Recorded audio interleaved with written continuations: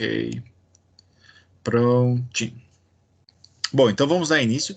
Eu peço que vocês, por gentileza, se é, caso vocês não me ouvirem mais, ou caso sumir alguma coisa da tela, tal, se tiver algum problema, vocês ligam o microfone e me avisem, tá bom? Ok, turma, boa noite a todos, então. Ia pedir, só aproveitar e perguntar para vocês já como é que tá o som. Tá tranquilo? Dá para ouvir bem?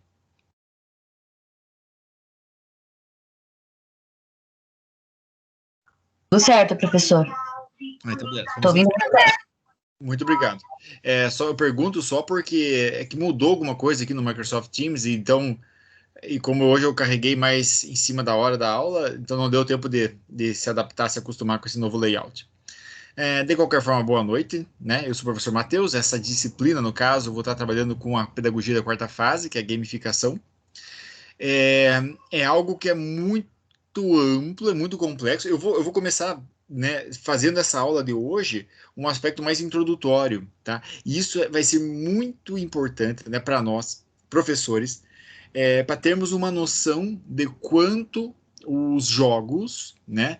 Agora, mais especificamente falando dos jogos tecnológicos, né? Então, aqueles que envolvem alta tecnologia, com softwares, com muita interação, com feedback eletrônico e tudo mais. Então, como é que esses jogos podem contribuir na educação?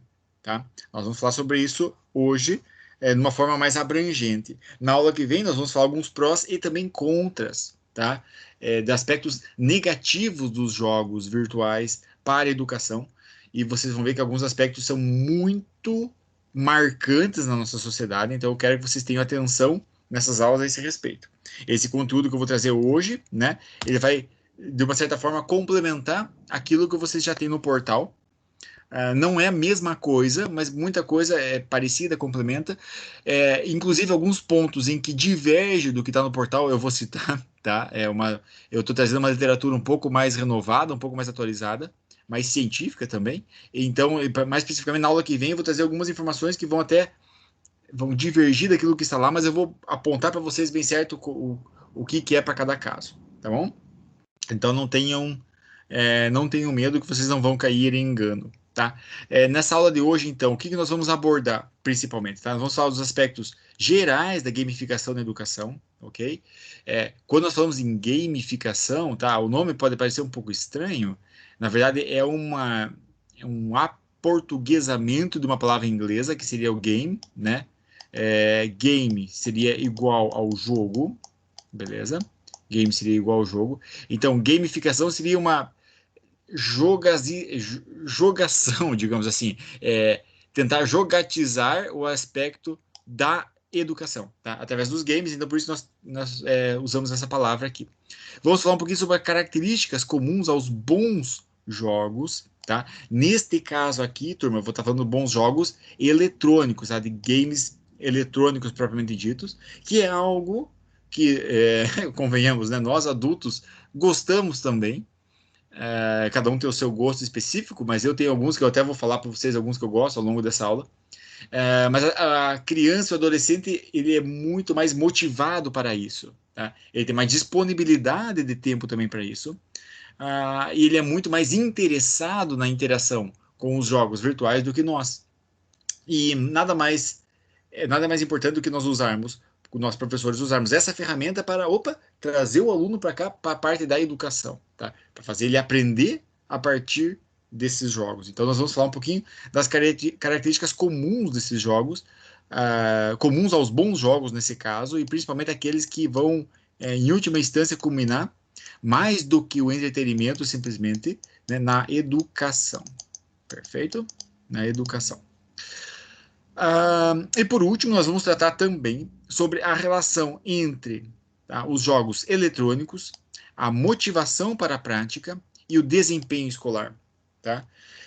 Quem que tem melhores notas, afinal das contas? Aqueles alunos que jogam jogos eletrônicos ou os que não jogam? Tá? Isso é algo extremamente complexo de se analisar, de fazer uma análise mais específica, porque nós não temos evidência científica suficiente para provar, tá? Mas eu vou tentar trazer de uma forma mais geral o que isso significa. Ora bem, vou começar essa aula falando por esse slide aqui. E levante a mão ou me comente com alguém que já sentiu isso que está escrito quando vê isso que está escrito na tela, isso que está desenhado na tela. Ou seja, você vê uma. Quando você entrava na sala de aula, quando você é adolescente, nada deixava você mais feliz do que ver isso quando isso acontecia, né? Quando você entrava nessa sala de aula. Algum de vocês, por gentileza, quer complementar? Já teve esse tipo de experiência ou fui só eu que teve essa experiência de você entrar na sala de aula e ver uma televisão com um videocassete lá, opa, vai ter aula de vídeo hoje? Alguém já teve isso?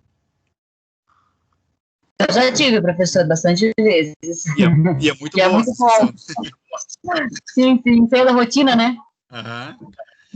De uma certa forma, na mente do aluno é, opa, vamos matar a aula, né? Porque convenhamos, né? Em muitos casos isso é verdade.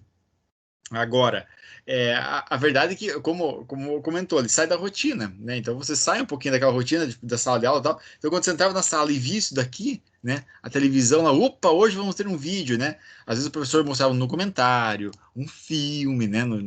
Principalmente no Dia das Crianças, qualquer outra coisa que seja ali, você, né? Você se alegrava de ver aquilo porque mudava totalmente a tua rotina. Ora bem, hoje é igual, tá?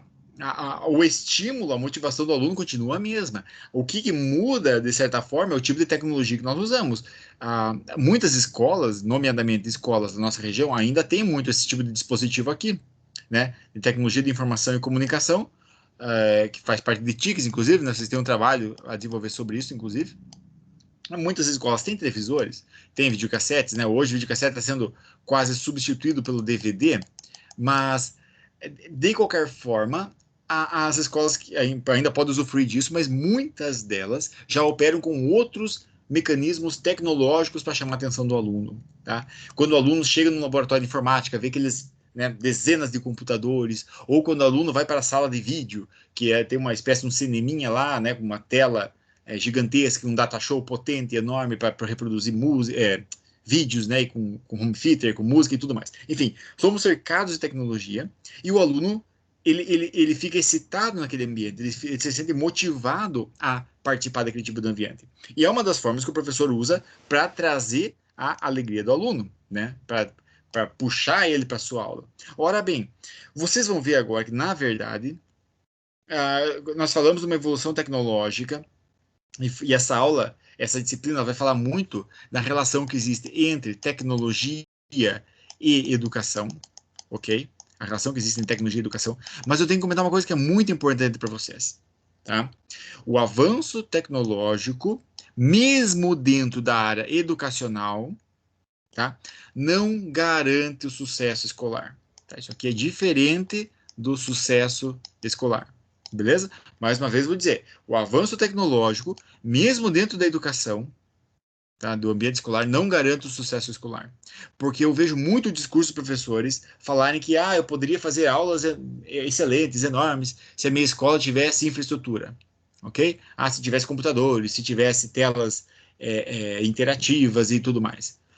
Ok, isso é parcialmente verdade, tá? É parcialmente verdade porque eu concordo muito com uma frase de George Lucas, eu até vou colocar aqui para vocês agora, esta frase aqui, e eu quero que vocês memorizem ela e tenham isso em mente até o final da disciplina e, de preferência, né, até o final da vida de vocês como professores. E na semana que vem eu vou cobrar essa frase para ver quem lembra ela de cabeça, tá? A tecnologia nunca substituirá um grande professor, mas a tecnologia nas mãos do grande professor é transformadora. Ok? O que isso significa na prática, professor Matheus? Ora bem, significa que se eu sou um péssimo professor, mas se me derem um computador, um televisor, né, sei lá quantas polegadas, cadeiras interativas, né, como de Mad Motion, que se movem, e telas, e aparelhos de som e DVD e tudo mais, para mim dar aula para meus alunos, eu sendo um péssimo professor, mesmo com todo esse aparato, eu continuarei sendo um péssimo professor. Por quê? Porque a tecnologia, ela não necessariamente transforma a qualidade do professor. Mas o bom professor consegue utilizar da tecnologia e aplicar uma boa aula. Beleza? E aplicar uma boa aula. E transformar o aluno com aquela educação. E este é um ponto-chave, tá bom? É algo que eu comento muito com outros professores. Uma pessoa que também concorda comigo é o professor André, né, da faculdade também. Ele está dando aula agora para a sexta fase, né? Mas o professor André, nós conversamos, nós concordamos nesse aspecto que é o quê? O conteúdo não pode faltar. Tá? Então, eu tenho muitos dispositivos tecnológicos, mas às vezes o professor tem pouco conteúdo. E esse conteúdo ele não pode faltar. Então, a tecnologia não vai substituir, mas nas mãos do grande professor, ela é transformadora. E é a partir disso que nós iniciamos essa aula. A ideia para vocês é o quê? Eu vou tentar dar o máximo possível vou tentar municiar vocês com ferramentas, com dicas, com estratégias, com um aparato geral, com características gerais de bons jogos, e aí vocês vão ter a liberdade, né, a oportunidade, a possibilidade de estar fazendo isso no campo de trabalho de vocês, tá? Ao longo do trabalho de vocês como pedagogos. Perfeito? Ora bem, aqui nós temos 3 blocos que funcionam dentro da tecnologia, e vale a pena nós pensarmos sobre isso um pouquinho. Aliás, dentro da tecnologia, não vou dizer dentro da tecnologia, não, perdão, eu vou dizer dentro da educação. Tá? Dentro da educação. Então, educação. Beleza? Mais especificamente agora, eu vou colocar aqui, educação no Brasil. Tá bom? É onde nós estamos hoje, tá? Bandeirinha aqui do Brasil, para vocês saberem que é daqui que eu tô falando. Beleza. Ok. Que grandes blocos de características nós temos aqui? Nós temos uma fraca infraestrutura, o que é verdade, né? As nossas escolas, elas têm fraca infraestrutura. Nós temos falta de bons professores, tá? Eu falo isso com pesar, porque é a minha profissão, tá? Mas é verdade, nós temos que assumir que faltam bons professores aqui no Brasil, beleza? E nós temos os custos da educação, tá? É uma área pública, tá? Agora eu vou falar especificamente da educação pública. É uma área pública muito custosa e pouco valorizada. Em que sentido quer dizer? É muito custosa, mas sabe quando as pessoas gastam dinheiro sem ter vontade? Né? Já teve essa sensação, né? Tipo, eu preciso fazer aquilo, eu preciso pagar aquela conta. Então você nem chega a usufruir daquilo, né? Ora bem, é mais ou menos assim que o governo pensa da educação. Eu preciso, aquilo é um fardo. Então, ele não chega a investir com gosto naquilo. É mais porque é um fardo. É uma obrigatoriedade legal. Ora bem, isso que nós temos um pouquinho no Brasil. Quando nós associamos esses conjuntos, tá? Agora, mais especificamente falando da educação no Brasil para a parte tecnológica, tá? Tecnológica, nós temos a soma da fraca infraestrutura com o custo da educação, nós temos a baixa acessibilidade. Muitas vezes porque algumas escolas têm excelente estrutura, tá? Mas porque são mais bem amparadas na questão de custos, na questão de valores, tá? Ou seja, a acessibilidade a essa estrutura está muito ligada ao amparo que tem do dinheiro. Está chegando. Isso aqui nós observamos muito em diferentes regiões do Brasil. A soma da fraca infraestrutura com a falta de bons professores, eu tenho um pouco da questão do conformismo com a pobreza. O que isso significa, professor Matheus, com conformismo na pobreza? O que isso quer dizer com isso? Nós, às vezes, professores, nos queixamos demais. Porque nós não temos estrutura, porque eu não tenho material para trabalhar, porque a Secretaria de Educação fez isso comigo, meu salário é muito pouco, papapá. Enfim, professor, eu vou falar isso como professor também, mas eu acho que é a classe que mais murmura na face da terra, tá? Detalhe, pessoal, eu estou aqui para defender a nossa profissão, mas é exatamente por isso que eu estou falando isso. Tá? Nós nos conformamos com a pobreza e achamos que isso tem que ser assim. Isso é assim. O professor é mal pago desde sempre. Né? Se isso sempre foi assim.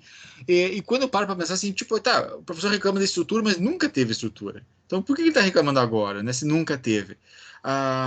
O que eu quero dizer com isso? Nós temos que lutar por estrutura? Claro que precisamos. Tá? Essa fraca infraestrutura deve parar de existir. Nós temos que lutar por boa infraestrutura, com certeza, dentro da parte tecnológica e educação também.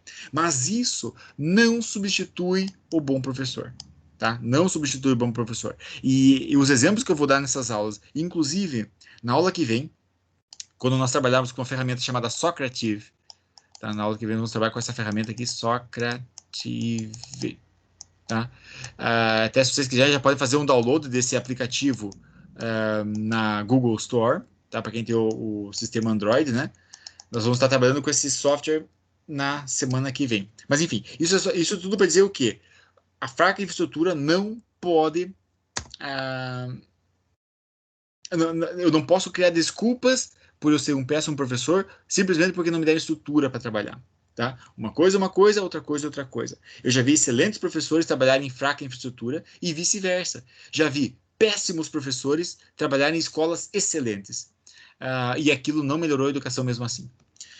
Quando eu tenho a soma dos custos da educação, que é muitas vezes elevado, né, ainda mais quando eu falo da questão da tecnologia, porque isso aqui aumenta o custo da educação, mas eu tenho falta de bom professor, eu tenho a baixa taxa de sucesso. Então, por mais que eu invista na minha escola, né, milhares e milhares de reais, mas se os professores não forem bem preparados, tá? Se eu tiver com falta de bons professores, eu ainda vou ter baixa taxa de sucesso, ok?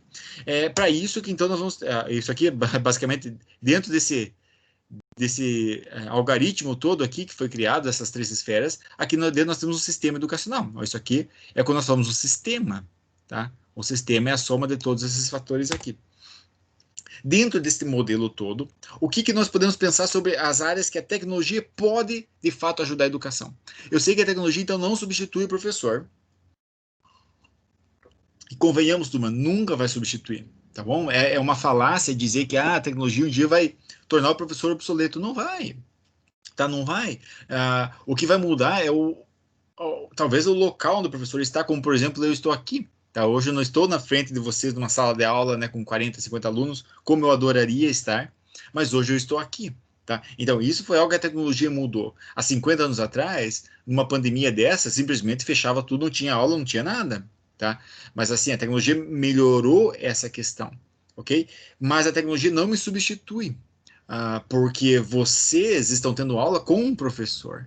Então, vocês poderiam estar estudando de outra forma sem professor, mas ia ser provavelmente um professor que ia ter auxiliado a fazer aquele conteúdo, tá? Então, o professor sempre vai ser necessário, por mais que a tecnologia avance, digamos assim. Então, que áreas que essa tecnologia pode melhorar a educação, tá? Vamos falar dos pontos positivos. Primeiro, fornece conhecimento aberto ilimitado, tá? Através da tecnologia, eu posso acessar uma aula de um professor nos Estados Unidos, no Canadá, na Nova Zelândia, na Austrália, no Japão. Tá? Eu posso acessar essa aula, inclusive, eu não sei falar japonês, mas eu posso colocar legendas. Tá? O próprio YouTube fornece esse tipo de legenda. O próprio Facebook fornece esse tipo de legenda.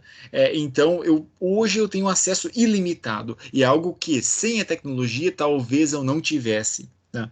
Vai depender de livros, de cartas, talvez, enfim, né? Telefones, e algo que ia ficar muito pouco acessível. Então, graças à tecnologia, eu tenho isso muito acessível. Ponto positivo. Segundo ponto positivo, melhora o monitoramento do progresso. Quando nós falarmos sobre algumas ferramentas hoje, eu vou falar um pouquinho sobre isso aqui também. Tá? É mais fácil eu monitorar o progresso do meu aluno quando eu tenho algumas ferramentas tecnológicas. Tá? Eu vou citar algumas delas também ao longo dessa aula de hoje e na aula que vem também. A aula que vem nós vamos trabalhar com uma delas, inclusive. Tem maior alcance, como é óbvio, né? Ou a geografia que se perde, porque não faz diferença se eu estou assistindo uma aula aqui, ou no Canadá, ou nos Estados Unidos, ou na África do Sul, ou em Portugal, enfim. Eu alcanço qualquer lugar através da tecnologia. Tem melhor colaboração e interação, tá? Nós vamos falar sobre isso também na aula que vem, mas desde já vale a pena mencionar que a, a ferramenta virtual, né, a tecnologia, ela pode auxiliar muito nisso, tá? Em aumentar a interação, inclusive de alunos que não interagiam outrora, que não conversavam. Quando você utiliza um jogo, por exemplo, e fazem eles jogar juntos, tá? Eles aumentam a interação deles. E é uma das estratégias, uma das ferramentas e características importantes desse tipo de jogo em determinadas idades, tá? Eu vou falar sobre isso melhor na semana que vem, citando inclusive alguns exemplos de jogos que vocês podem usar. Outro aspecto, melhora a retenção do conteúdo, ok? Veja bem, pessoal, essa aula vocês estão tendo comigo aqui por vídeo, vocês estão me ouvindo, nada impede vocês na semana que vem acessar o YouTube lá e ouvir de novo, né? Quem gosta muito da voz do professor Matheus aqui, né, gostou muito da aula dele e tal, eu vou assistir de novo essa aula do professor Matheus. E pode ir lá acessar e assistir de novo no canal do professor Gilmar. O que isso significa na prática? Você pode reter o conteúdo com mais facilidade graças a esse tipo de ferramenta, tá bom?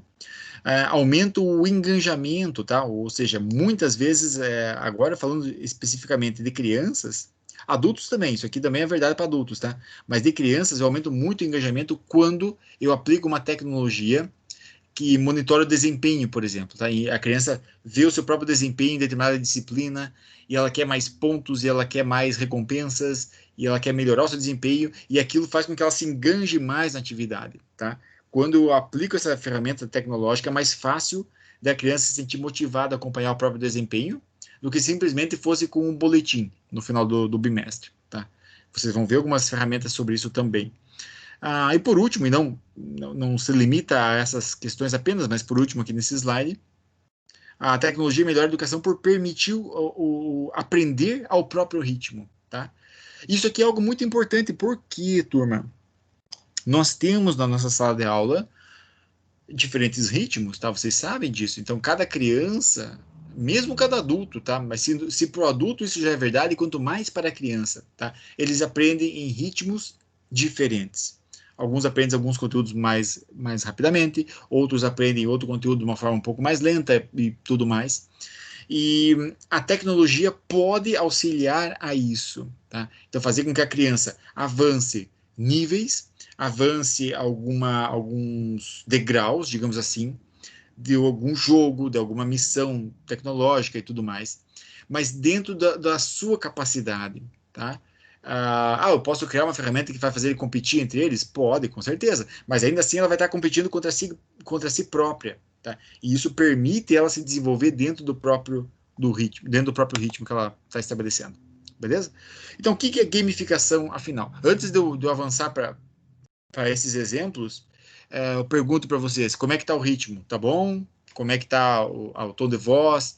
Estão aprendendo alguma coisa? Estão com alguma dúvida? Querem fazer alguma pergunta? Por gentileza, comentem comigo. Oi, professor, tá excelente. Só uma pergunta que ficou sobre o aplicativo. É o professor ou o aluno? Porque para aluno, né, estudante... Pode repetir a pergunta? O aplicativo Socrative, que você falou, né? Vai ser o aplicativo voltado para o professor ou para o aluno que a gente tem que baixar? Na verdade, eu vou, para a aula que vem, eu vou dar a instrução, né? Bem certinho. Mas nós vamos usar o mesmo, né? Eu como professor e vocês como um aluno depois. Então tá bom. Não, porque eu estava batendo pro saco e já baixar no computador. Obrigada, professor. Não, mas pode deixar que eu vou dar a instrução para a aula que vem, sem problema nenhum. Obrigado. Beleza, obrigada. Então vamos em frente, tá? O que é gamificação? Então, eu já comecei falando um pouquinho sobre isso, mas vamos dar continuidade então. Nós não vamos falar especificamente sobre um jogo, tá? Eu vou dar exemplos de jogos, inclusive, né? Jogos de computador, jogos de PlayStation e tudo mais. Vou falar sobre isso também.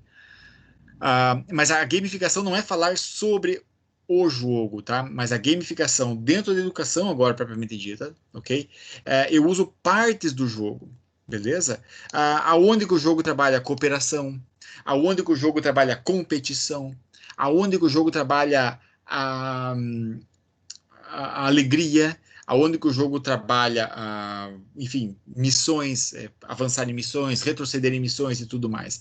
Aonde é que trabalha os badges, né, que são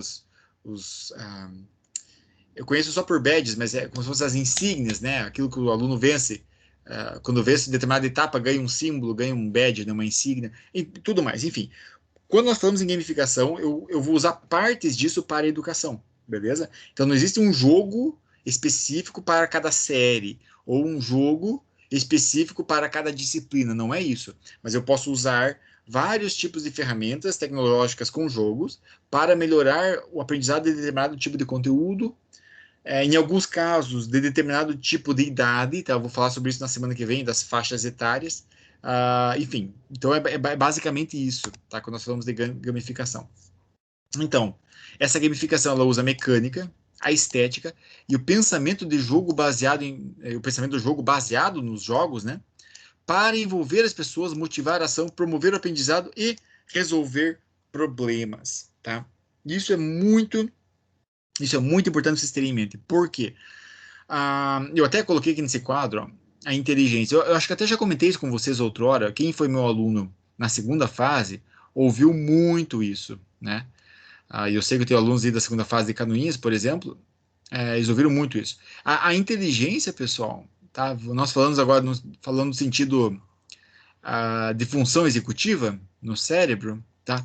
A inteligência você desenvolve com 3 grandes fatores, beleza? Um deles seria o raciocínio, ok? Raciocínio, beleza? O outro fator é o planejamento. Planejamento. Eu estou escrevendo com mouse, tá? Então, eu fiz as aulas de alfabetização e letramento, mas escrever com mouse não é a mesma coisa. E o outro aspecto seria a solução de problemas. Tá? Solução de problemas. Ora bem, quando eu trabalho o raciocínio do meu aluno, quando eu faço ele planejar e quando eu faço ele solucionar problemas, problemas diversos, tá? Eu estou desenvolvendo a inteligência dessa criança. Beleza? O que isso significa na prática, professor Matheus? Ora, significa que se eu dou tudo mascado para o meu aluno, se eu não faço ele resolver os problemas dele, por exemplo, tá? Se eu tiro isso daqui, eu vou estar diminuindo a capacidade dele se desenvolver. Tá? Logo, eu posso estar diminuindo a, o teor de inteligência. Eu não vou citar o exemplo de diminuir a inteligência propriamente dita, por mais que eu possa medi-lo através de teste de QI, tá? Eu posso medir através de teste de QI, mas a ideia é o que é? Ele não vai estar se desenvolvendo. Tá? Se eu não der a oportunidade dele planejar, ele não vai se desenvolver. Se eu não der a oportunidade dele raciocinar, ele não vai se desenvolver. E o jogo, basicamente, eu posso utilizar a solução de problemas nos jogos, o planejamento que eu preciso e o raciocínio para desenvolver a inteligência desse aluno. Tá? E isso é muito importante, por quê? Porque são aspectos que existem no jogo, em muitos jogos, que eu posso usar dentro de sala de aula. Tá? Eu vou citar alguns exemplos ao longo da aula, inclusive, mas alguns eu sou fã de jogar também. E eu tenho certeza que muitos adolescentes também iam gostar de jogar, ainda mais no contexto escolar. Só que, ora bem, na aula que vem eu vou dar alguns exemplos de jogos, né, para determinadas faixas etárias e tal, e também algumas estratégias de como controlar o vício, né, da criança, ou como controlar a motivação dela também para isso.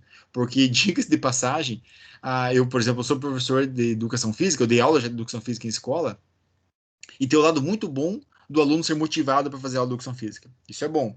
Então eu abria a porta da sala do primário, por exemplo, eles viam o professor Matheus, yeah! Né, aquela festa física, e sempre gritando, né, feliz da vida. Só que tem um lado muito ruim disso também. Por um lado é bom que você consegue trabalhar com eles muitas coisas, por outro lado é ruim porque eles ficam tão extasiados, tão assim, sabe, com os ânimos à flor da pele, que atrapalha a concentração. E você demora 10 minutos só para fazer eles se acalmarem daquela motivação enorme que eles estão tendo. Então isso é muito complicado às vezes. E o mesmo serve para os jogos virtuais. Ora bem, imagina o aluno saber que naquele dia ele vai jogar com videogame. Não tem quem segura a motivação dele. Então, eu vou tentar dar algumas estratégias também para controlar isso, tá? Na aula que vem. Vamos ver se eu vou ter sucesso nisso. Então, adicionando elementos dos jogos no ensino, aprendizado, no processo de ensino-aprendizagem tradicional, ok? Então, que tipo de elementos eu uso os jogos, que tipo de elementos os jogos podem adicionar nesse processo de ensino-aprendizagem? Por exemplo, tá? Aspectos estruturais, o aluno ganhar pontos, ganhar distintivos, né, que são aqueles badges, né, que eu falei, badges, ok? Eu posso estabelecer uma tabela de classificação, tá? Então o jogo me permite isso, né? Quantos jogos virtuais, né, de computador, de videogame que existe, que você tem uma tabela de classificação e você sempre tenta bater os seus pontos, por exemplo. E aquilo te motiva. Determinada atividade eu tive 130 pontos. Agora eu vou ter ali uma semana para tentar chegar nos 135, por exemplo. Ou seja, eu quero bater meu recorde. É uma estratégia de motivar. E eu consigo muito bem isso com ferramentas tecnológicas como o jogo. E outro domínio, outro tipo de conteúdo que os jogos acrescentam no ensino-aprendizagem tradicional seria esses conteúdos propriamente ditos como os personagens, né? Eu posso criar personagens, inclusive com personalidades diferentes, características diferentes, e isso desenvolve também aspectos cognitivos. Vou citar alguns exemplos também sobre isso nas próximas aulas, nos próximos momentos. Eu posso aplicar desafios, tá? Isso aqui é extremamente importante, vocês já vão ver o porquê. E eu aplico também feedback, né? O feedback é o retorno, entendeu? O aluno é, ele consegue te dar um parecer com mais substância, digamos assim, né? Com mais informações do que se não tivesse aquele jogo, tá? Quando ele participa do jogo, ele consegue te dar um parecer mais honesto do seu desenvolvimento, do que se fosse simplesmente uma atividade tradicional, né? Eu acho que deu para entender essa lógica, beleza? Essas são, como eu gosto de dizer, na verdade, características de bons jogos. Essas características aqui, não fui eu quem criou, tá? Não fui eu quem criou elas, mas eu me baseei em alguns autores que defendem, no caso, a aplicação de jogos educacionais, jogos eletrônicos educacionais nas escolas. E são características muito interessantes, mas aos bons jogos. Tá? O que eu quero dizer com isso com os bons jogos? Ora bem, professor Matheus, existem maus jogos? Sim, existem maus jogos. Existem jogos que não vão desenvolver o meu aluno. Tá? Existem jogos que vão denegrir totalmente a imagem do meu aluno. Enfim, existem péssimos jogos. Agora, ao mesmo tempo, também existem bons jogos, mas que não são apropriados. Apropriados aonde, por exemplo? Apropriados à idade, ok? Apropriados à idade. Este é uma das variáveis de controle que eu tenho que ter quando eu escolho o meu jogo. Tá? Primeiro fator, apropriado à idade. O que eu quero dizer com isso? Ora, eu não posso dar um jogo extremamente complexo para uma criança na pré-escola. Ao mesmo tempo, né, ou nos anos iniciais, por exemplo. Ao mesmo tempo, não adianta eu dar um jogo que fala de sons e cores para um aluno do ensino médio. Tá entendendo? O nível de complexidade está totalmente defasado. Então, eu tenho que dar um jogo apropriado à sua idade. E existem bons jogos que conseguem se apropriar muito bem dentro daquela faixa etária. Aquelas crianças conseguem se apropriar muito bem daquele conteúdo do jogo e conseguem se desenvolver. Tá? Nós vamos falar sobre isso com mais ênfase na aula que vem. Aqueles que são mais indicados para os pequeninos, para os adolescentes e para os maiores. Pelo menos vamos tentar passar por cima de alguns deles, né? São tantos, são milhares que existem, mas vamos falar de alguns exemplos. Outro aspecto, o jogo, dos bons jogos, eles propõem um espaço seguro para tomar decisões sem o medo de errar. É uma oportunidade do aluno errar, sabendo que aquilo não vai ter uma implicação tão grande assim, tá? Algumas pessoas podem ver isso como um lado negativo. Existe o lado negativo disso também, mas quando eu uso para o ambiente educacional, tá? Eu não estou falando necessariamente de lições de vida, mas quando eu uso para o ambiente educacional, o fato de você dar um espaço para o aluno errar é importante, porque a partir daquele erro ele consegue se autocontrolar, tá? É um dos aspectos de aprendizado também. Então, é uma ferramenta interessante, é um aspecto interessante do jogo, dos bons jogos, que eles criam um espaço para o aluno tomar decisão sem o medo de errar. Perfeito? De repente eu estou construindo uma cidadezinha no meu jogo e eu derrubo um prédio porque eu fiz mal feito.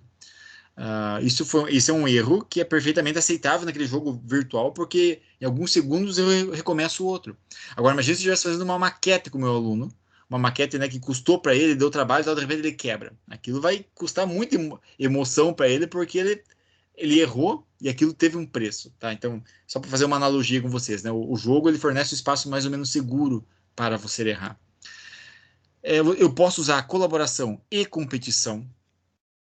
Horas eu uso um jogo colaborativo ou um momento, né, um momento de interação mais colaborativa. Horas eu uso a competição e isso é muito importante ter em mente porque, enfim, na verdade, eu acho que eu poderia dar uma aula só em cima desse slide aqui para falar de tantas variáveis que estão envolvidas em todo esse processo. Mas, por exemplo, a questão da competição é muito importante no jogo, e isso ajuda muito o desenvolvimento do aluno também, mas principalmente, olha só que coisa interessante, principalmente nos meninos em idades púberes, tá? Ou seja, adolescentes. Tá? Os adolescentes é comprovado cientificamente, e eu digo cientificamente com bons trabalhos científicos, não os maus, né?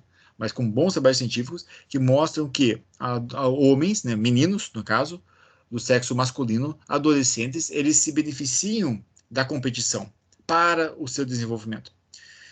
Isso é bom.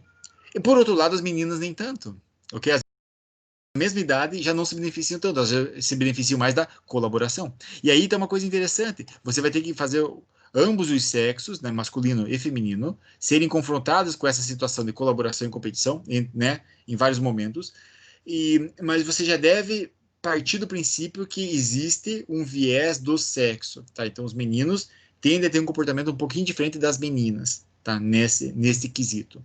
Mas na aula que vem nós podemos comentar mais alguma coisa a esse respeito. Característica de bons jogos também, eles têm objetivos claros, alcançáveis, existem regras, tá? Isso aqui é muito importante, tá? Existirem regras. Tem resultados mensuráveis e com recompensas. O que isso significa? Quando o jogo tem um objetivo claro para a criança, olha, o meu objetivo desse jogo é esse, chegar na missão 10. Por exemplo, são 10 missões, eu tenho que chegar na 10ª.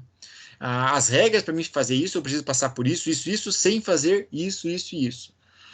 Como é que eu vou medir o meu resultado? Pelo tempo. Então, eu vou ter, para chegar até na 10ª missão, eu vou ter ali 1 hora, por exemplo, ok? Então, são características de bons jogos. Por quê? Todos esses elementos, tá? A regra, algumas regras, o objetivo muito claro para a criança, uma medida mensurável, algo que faça a criança perceber que está avançando de níveis, avançando de série no jogo. Isso é importante para motivá-la. Tá? Isso aqui aumenta a motivação. E uma criança motivada é um passo a mais para ser educada, né? No sentido educada, no sentido de para aprender, tá? Ela vai aprender com mais facilidade se ela for motivada. Então essa é uma característica muito importante dos bons jogos. Outra característica seria o desafio apropriado, né, com progressivo aumento de dificuldade. Isso aqui é importante por quê? Porque se for muito fácil, se o nível de dificuldade for muito fácil, tá, a minha motivação também vai ser baixa. Então, eu tenho que aumentar um pouquinho a dificuldade para fazer com que a motivação também aumente.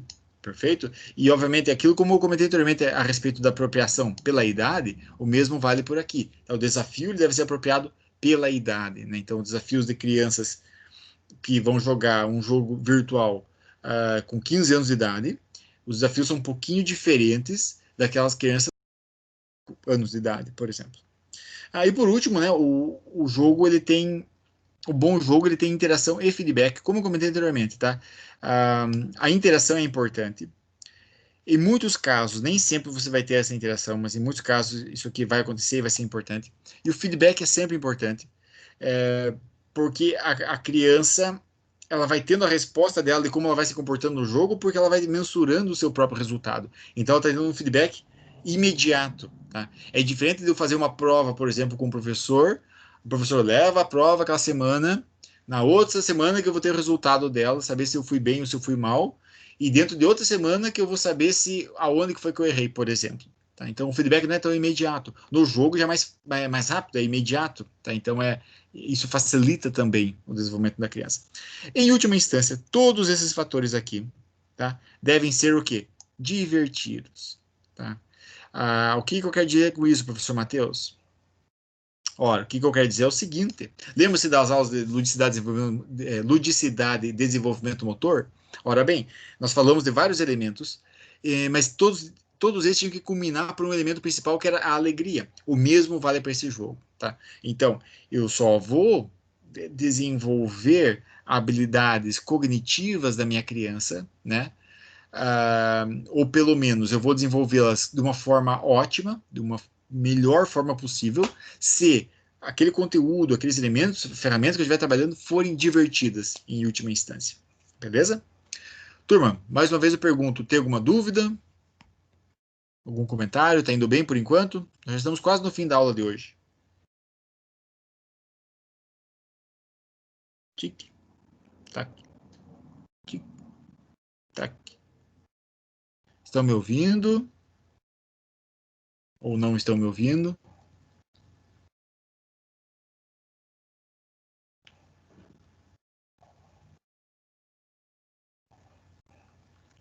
Alguém quer abrir o microfone e falar um pouquinho? Só para saber se estão me ouvindo? Estou me ouvindo, professor? Sim. Beleza. Muito obrigado. Muito obrigado. Então vamos em frente. Nós já estamos quase nos aproximando do fim dessa aula de hoje. Até tem bastante conteúdo para estar trabalhando, mas eu não vou enfatizar tudo numa aula só, né? Então boa parte vai ficar para a semana que vem, uma aula um pouco mais densa. A teoria de Malone, turma, esse cara aqui, tá? O Thomas Malone, ele publicou a tese de doutorado dele, né, um trabalho em 1981, tá aqui o ano inclusive, e em que ele fala um pouquinho da questão da motivação intrínseca, né? E relativamente aos jogos, nesse caso aqui, né? Então, relativamente a diferentes tipos de ferramentas que eu posso usar na educação através de jogos. E são citados três aspectos muito importantes dessa teoria, que é o que? É o desafio, ok? A fantasia e a curiosidade. Beleza? Na aula que vem eu vou dar um pouquinho mais de ênfase nesse aspecto, mas o que acontece? O jogo, em última instância, eu consigo fazer um aluno aprender com mais qualidade quando ele envolve um desafio, uma fantasia e uma curiosidade, tá? O desafio como, por exemplo, eu posso estar redesenhando, por exemplo, as instruções que eu dou para os meus alunos quando eu inicio com um desafio. Então, ao invés de eu simplesmente começar o jogo falando de como se joga, né? Esse jogo aqui é um jogo assim que se joga dessa forma. Eu já começo o jogo, né, deixando muito claro para eles que desafio que ele precisa estar superando, que tipo de obstáculo que ele vai ter ao longo daquele joguinho. Tá? Nesse caso, eu estou falando de um jogo tecnológico, um jogo de videogame, por exemplo. Por quê? Porque uma criança, quando se depara com um desafio, tá, a motivação dela aumenta. Beleza? A motivação dela. Motivação dela aumenta. Então, quando ela se depara com esse desafio, a motivação aumenta. E com a motivação aumentada, tá? Ela entende que ela só vai alcançar o desejado final, né? Se ela ultrapassar todos os desafios existentes. Ok? Então, ela vai ter que ultrapassar todos aqueles desafios até chegar naquele final. E eu já começo colocando isso. O desafio é esse. Tá? E ela sabe que ela vai ter que passar por tudo aquilo. Esse tipo de experiência você tem em várias idades. Mas, por exemplo, as crianças, né? Eu vou colocar um exemplo aqui de 7 a 14 anos, vamos colocar ela tem uma grande faixa etária aqui, nós estamos falando de uma diferença de quase 7 anos de idade, né? Então, de 7, mais ou menos 7 a mais ou menos 14 anos, são crianças extremamente motivadas pelo desafio. Então, quando você coloca o desafio para elas, elas aumentam a motivação. E o jogo, geralmente, ele traz isso. Tá? Então, todo jogo, para você passar de uma fase, por exemplo, eu tenho que cumprir um determinado desafio, passar alguma missão. E isso facilita muito, tá? O engajamento da criança. O outro aspecto da teoria é a fantasia. O que significa na questão da fantasia, tá? Quando a criança evoca uma fantasia na sua mente, ela estimula funções cognitivas e emocionais. O que isso significa na prática? Ora, ela deixa de ser ela um pouquinho e passa a interpretar um papel. A mesma forma que existe para um teatro, por exemplo, numa dramatização que a criança vai participar, o mesmo processo neuronal, né, quando eu falo de cérebro, ocorre para o jogo. Então, quando a criança vai criar, por exemplo, existe um jogo chamado The Sims. Já deve ter ouvido falar, né, nesse jogo, né? The Sims. Vou falar um pouquinho sobre ele também. Já existem várias versões, acho que vai da versão 1 até a versão 4. Esse jogo, por exemplo, ele tem algumas restrições conforme a idade também. Mas esse jogo aqui, basicamente, você cria personagens para viver uma vida. Então, você trabalha, você vai para a escola, estuda, faz faculdade, escolhe um curso, escolhe uma profissão e tudo mais, vai para academia, cozinha. Você tem uma vida, né, brincando, digamos assim. E é uma das ferramentas. Eu estou citando um exemplo, tá bom? É um exemplo só, mas é uma das ferramentas para você desenvolver isso aqui, ó, a questão da fantasia, que é você criar um caractere, né, criar um personagem, perdão, com caracteres que você imagina que ele possa ter, tá? E isso é importante para o desenvolvimento de algumas idades, nomeadamente os mais pequenos, tá? Então, aí você já não colocaria The Sims, porque The Sims já é voltado para crianças um pouco maiores, tá? Pelo menos mais do que 10 anos de idade, pelo menos. Mas, de uma forma geral, para as crianças menores, tá? Existem outros jogos que você cria alguns papéis, por exemplo, esse daqui, ó. Esse aqui foi criado em um jogo. Esse senhorzinho aqui, tá? Ele é, no caso, um cozinheiro. Ele é um cozinheiro medieval, tá? É um cozinheiro medieval. Então, quando a criança se depara com esse papel no joguinho de criar um cozinheiro, por exemplo, no período medieval, e ela tem ali as roupinhas disponíveis, né? A roupinha para estar colocando, o tipo de chapéu ali diferente, tá segurando um cajado, não sei bem porquê, mas está segurando aqui um cantil de água e tudo mais. Ela vê algumas características e consegue fantasiar em cima daquilo. E isso é importante também para o seu desenvolvimento, né? É mais um dos elementos que ajudam, né, que fazem com que o jogo possa ser aplicado dentro do desenvolvimento da criança na educação. O último aspecto da teoria seria a curiosidade. Como é óbvio, toda criança ela tende a ser curiosa, né? Principalmente quando percebe que o seu conhecimento atual ele está incompleto ou inconsistente, tá? E que isso vai motivar para novas buscas. O que acontece? Muitas vezes o jogo te lança novos desafios que é para sanar dúvidas que você tem, né? Sanar a sua curiosidade. Alguns exemplos são o seguinte: esse joguinho aqui, você construir uma cidade, tá? Existem áreas do mapa que estão escuras, tá? Então você está jogando no teu joguinho, está construindo uma cidadezinha aqui, por exemplo. E eu só vejo isso aqui no mapa. Tá? Eu só estou vendo isso aqui. E eu não sei o que está aqui atrás. Tem muitas coisas que estão ali que são desconhecidas para mim, mas eu sei que existem. Tá? Eu sei que existem, mas eu não consigo ver. Então, quando é que eu vou conseguir ver, por exemplo? Só depois que eu cumprir algumas missões aqui dentro. Eu tenho que fazer determinadas coisas, eu tenho que cumprir algumas regras, aí o mapa se expande. E eu tenho mais visibilidade. E depois que eu cumprir isso daqui, o mapa se expande de novo. Eu tenho mais visibilidade. Isso significa o quê? A partir da curiosidade, eu estimulo a criança a tentar descobrir o que ainda não estava descoberto. Perfeito? Então, os jogos eles podem suscitar curiosidade por fornecer um nível ótimo de informações complexas, novidades e um emocionante espaço de jogo, como em muitos casos ocorre. Tá? Alguns jogos têm essa característica, outros não. Nós vamos falar de nomes de jogos provavelmente ditos na semana que vem. Mas é só para você ter noção que esses são elementos comuns a todos os bons jogos.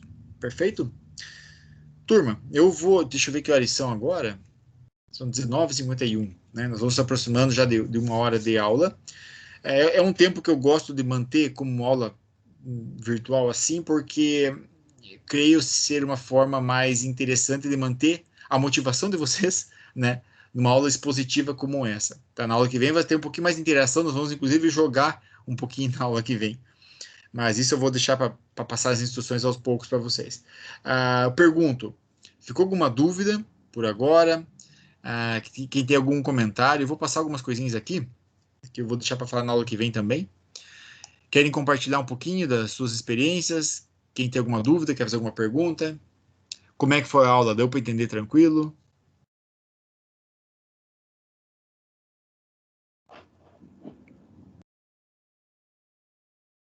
Vamos deixar falando sozinho hoje de novo?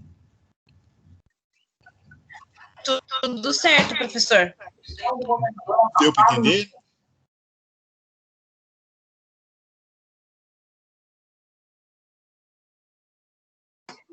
Sim. Ok. Ficou alguma pergunta? Tô puxando por vocês, hein, turma? Falem comigo.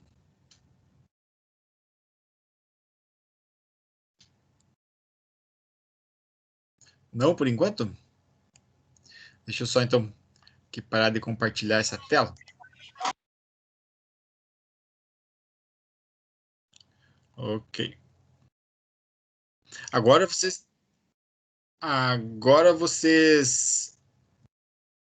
não estão mais vendo a tela inteira, mas estão me ouvindo ainda, né? Sim. Então, beleza. Então é isso, turma. Né? Eu acho que por hoje era só. Eu vou tentar não me aprofundar muito. Essa disciplina é muito interessante, por sinal. Eu peço que vocês leiam o material que está lá no portal com atenção, né? Dediquem tempo para ler ali.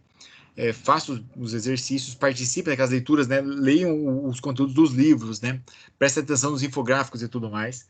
Se vocês tiverem alguma dúvida, tragam essa dúvida para a aula, tá? Vocês podem estar trazendo perguntando